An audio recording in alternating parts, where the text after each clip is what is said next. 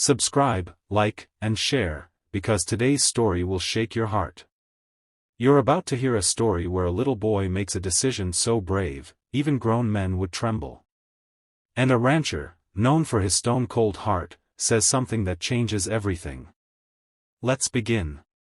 Rain poured like silver threads in the dark night as heavy boots stopped on muddy ground. Rancher Blake Carter pulled the reins of his horse and stared at two children standing alone, 11-year-old Eli and his 8-year-old sister Rosie.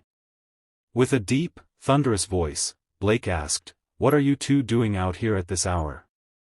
Rosie clutched Eli's arm, trembling.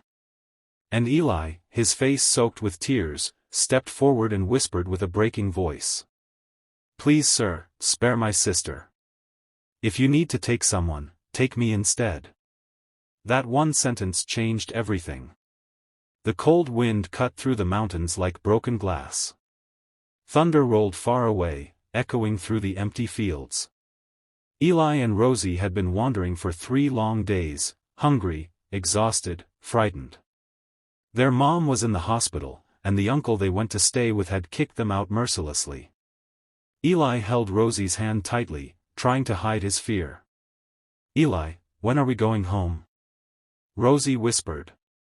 "Soon, Rosie, everything will be okay," he lied, because hope was all he had left. He never imagined they'd end up near the land of Blake Carter, the rancher everyone feared. They said his heart was colder than the mountains, and he never forgave trespassers. When Blake lifted his lantern and shined it on them, Rosie froze. Eli immediately stepped in front of her. "Please sir," Eli pleaded, voice shaking. "Don't hurt my sister. If someone has to pay for crossing your land, take me instead." Blake stared at him, long, silent, unreadable. "Who told you I would hurt either of you?" he finally said. Eli wiped his tears quickly. "No one, but life never goes easy on us." Blake lowered the lantern. "Come with me. There's an empty room in the ranch house. You can stay there tonight." Eli hesitated. We can stay?" Blake extended his rough, weathered hand. "Only if you're willing to trust me." Rosie tugged Eli's sleeve gently, whispering, "Eli, I'm really cold." And Eli, with a deep breath, made the bravest decision of his life. They followed Blake into the unknown, a strange home, a strange man, and maybe, a strange new beginning. Inside the ranch house, the silence felt warm instead of frightening.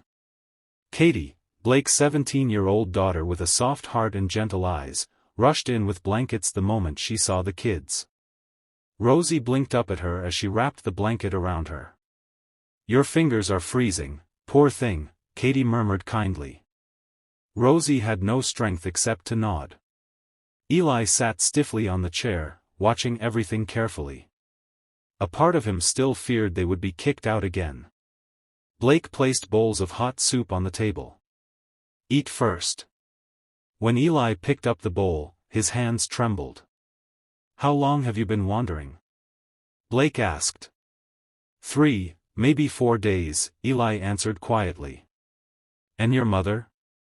"In the hospital." Blake rubbed his chin thoughtfully. "All right. You're safe now. I'll figure something out." Eli looked at him with wide, shocked eyes. You'll let us stay?" For the first time in years, a tiny smile stretched across Blake's rough face. When a boy stands in front of danger to protect his sister, that boy deserves a home. Rosie stepped forward and held Blake's coat with her small hand. "Thank you." Blake froze. No one had touched him with affection in a long, long time. The next morning, new life began at the ranch. Katie taught Rosie letters and numbers like a sister would. Eli worked beside Blake, feeding horses, carrying water, learning ranch chores. For the first time, Eli felt like life wasn't just suffering. For the first time, Rosie felt safe. And for the first time, Blake felt like his hardened heart was warming. 3 weeks passed. Blake visited the hospital, paid for their mother's treatment, and made sure she recovered. When she finally arrived at the ranch and hugged her children tightly, Blake quietly stepped aside. Eli ran to him and hugged him hard. "Sir, you won't ever leave us, right?" Blake placed a firm hand on his head. "No, son. You two are mine now. Your family." That day at sunset, Rosie wrote in her little notebook. "The day Eli said, 'Take me instead,' we found a home." And the message of this story?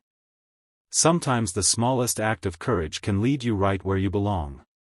If you enjoyed this story, don't forget to subscribe, like, share, and comment, and stay with us for more heart-touching stories.